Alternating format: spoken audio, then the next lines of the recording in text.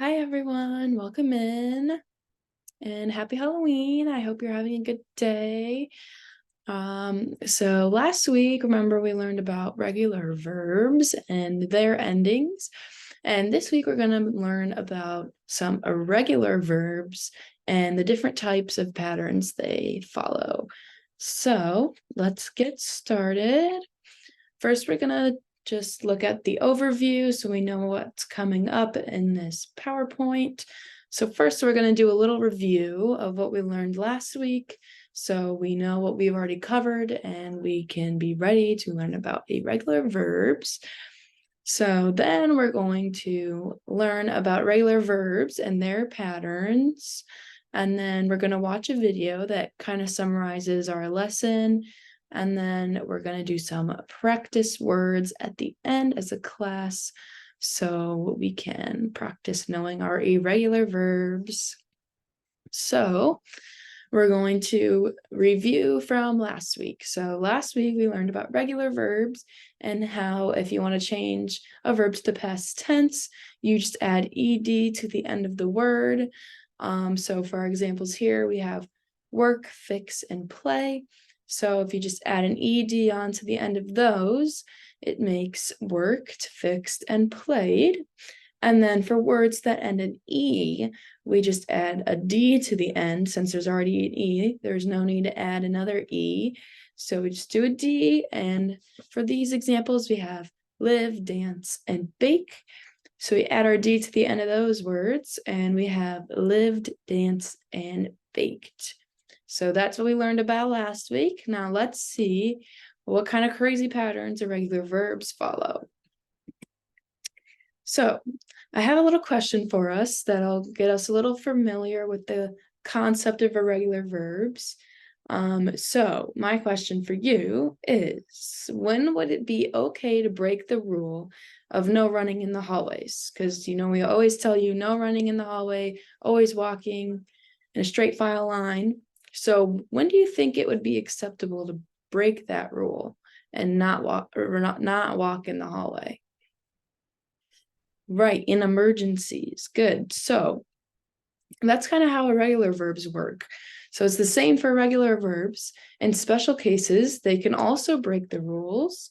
So irregular verbs are kind of like emergency words that need different rules. So let's go ahead and learn about those. So for our first pattern, we have the T ending. So you just drop the last letter of that word and add a T onto the end. So for our example here, we have spend and our last letter is D. So we're going to go ahead and drop that and turn it into a T instead. So we have spent. So spend to spent. Now, there's also a special case within this pattern. For words that have a double E, you're going to drop one of them and then add a T to the end. So this time, we're not dropping the last letter in the word. We're just going to drop one of the E's, and then we're still going to add that T onto the end. So for sleep, we're going to drop one of the E's. Doesn't matter which one, I just highlighted the second one. We're going to drop that E, and we're going to add a T onto the end to make slept. For our second example, we have keep. We're going to drop one of those E's and add a T. So it's kept. All right. So that's our first pattern. Next one is called the vowel change pattern. So for this one, it's kind of self-explanatory. We're just changing one of the vowels in the words to make it past tense. So for our first example, we have begin, and we're going to change the I in this case, which is the second verb of the word. We're going to change that I to an A to make began, which is begin in the past tense. So for drink, we have an I, that's our vowel. And then we're going to turn that into an A to make it drink. And then for no, we have O as our vowel. We're going to change that O to an E to make it new. So that's kind of how that one works. For our third one, I would say it's one of the easier ones because there's no change at all. The word stays the same no matter what tense it's in. So Our first example word is put. Now, if I want to say something in the present tense for put, like I'm going to put my socks away, or I put my socks away in the drawer, that would be present tense. But if I want to put it past, it's the same thing. So I would say, I already put my socks in the drawer. So it just stays the same, super easy. So for hit, it stays the same as well, and shut also is no change. So the last pattern is change a lot. This is when most or all of the word changes. So it's not really a pattern because each word is kind of different. So you'll just have to learn to remember them, but don't worry, we'll get better remembering them over time. So for our first example, we have bring, and it changes to brought, which is a lot of different and new letters. So we're changing like the whole word after the B and the R. And for eat, we have ate in the past tense. And for find, it changes to found. So that's kind of one we'll just have to review and go over a lot so that we can remember them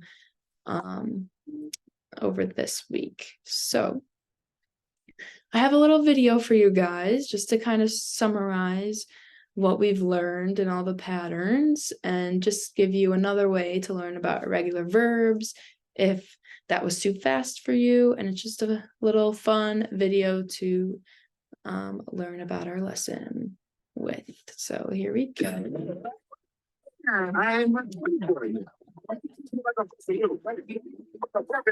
Now you guys like Charles. Together, Radio PG in theaters November 17th. All right, here we go.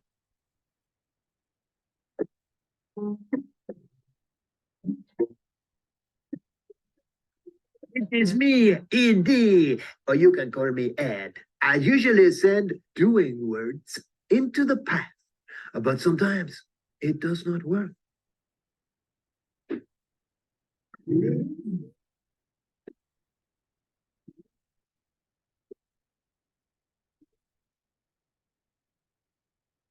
No. Cannot send these verbs into the past. These words, they must be irregular verbs. That means it is a job for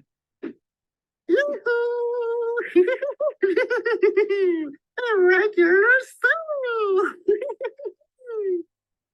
On most irregular words, it is the vowel that is changed. Let's change some verbs into the past. Get becomes got. Dig becomes dog. Come becomes came.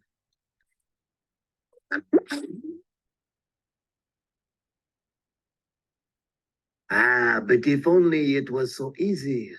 Irregular Sue is so unpredictable. Strange things happen to words when she is here. Go becomes went.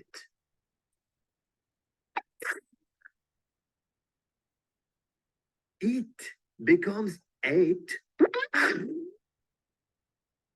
Think becomes thought. Irregular Sue. I change words that do. Keep into kept. Leave into left. Into thought. Catch into caught. I'm irregular Sue. I change words that do. Grow into grown. Know into known. Send into sent. Bend into bent. I'm irregular Sue. I'll change words for you. Make into made. Pay into pay. Meet into met. Got into get. Just like irregular Sue, you'll have to learn too. All right, so those were our fun friends, Ed and Irregular Sue, teaching us about regular verbs. So Ed is kind of showing us how some words can't always add just ed to the end to make it past tense. So Irregular Sue comes in and shows us some of the words that need special cases and need special changes made to them. So I hope that was beneficial and fun for everyone. And now we're going to do some practice as a class. So I'm going to give you guys a word and you're going to figure out what the past tense version of it is and what rule it's following as well. So for our first example, we have, how do you make the word ring past tense? What pattern does it follow? So for our first, let's do our first question. How do we make ring past tense? Right, it rang. So what pattern do we think that follows? Ring into ring. Yeah, vowel change. Good job. All right. So our next one is, what about the word beat? How do we make this past tense, do we think? Yeah, it's just beat, right? So that would be what pattern? No change. Good job. Yep. All right. That's kind of an easy one. What about creep? Got to be kind of spooky for Halloween, but what do we think creep changes to? Crept. Nice. All right. And what pattern did that follow? Creep into crept. What do we think? Yes, the T ending. All right. And here's our last one, I think. The last word is swim. What do we do to change this word? Yep, swam. Good. All right. So this would be vowel change. Yes. So got another vowel change in there. So now that's it. You know your irregular verbs. That's supposed to say that at the top there, but little technical difficulties. It's all right. So now we know our irregular verb endings and some examples. But if you feel a little overwhelmed, I know we went over a lot of material today. Don't worry, because we're going to do more practice and review over this next week. And tomorrow, we're going to be doing a worksheet and an activity so we can kind of better understand and remember how our regular verbs work. So now in spooky letters, we have to fill out the quiz or else. So wanted to make it a little spooky for Halloween, but I have a little form for you guys to fill out. Just a few questions about what we learned today, like what the patterns are and some examples to try to change to past tense on your own. So I'm gonna go ahead and put that in the chat for everyone so that we can get that done. All right, I put in the chat for you guys, so go ahead and fill out that form. And then you guys will be all good to go. I hope you had fun learning about irregular verbs, and we're gonna have a lot of fun over the week getting to know irregular verbs better. Hope you guys have a good Halloween, a good rest of your Halloween, and I hope you get a lot of candy tonight. So yeah, once everyone gets that done, then we're all good to go. So fill that out and have a great rest of your Halloween. Bye, everyone. Good job today.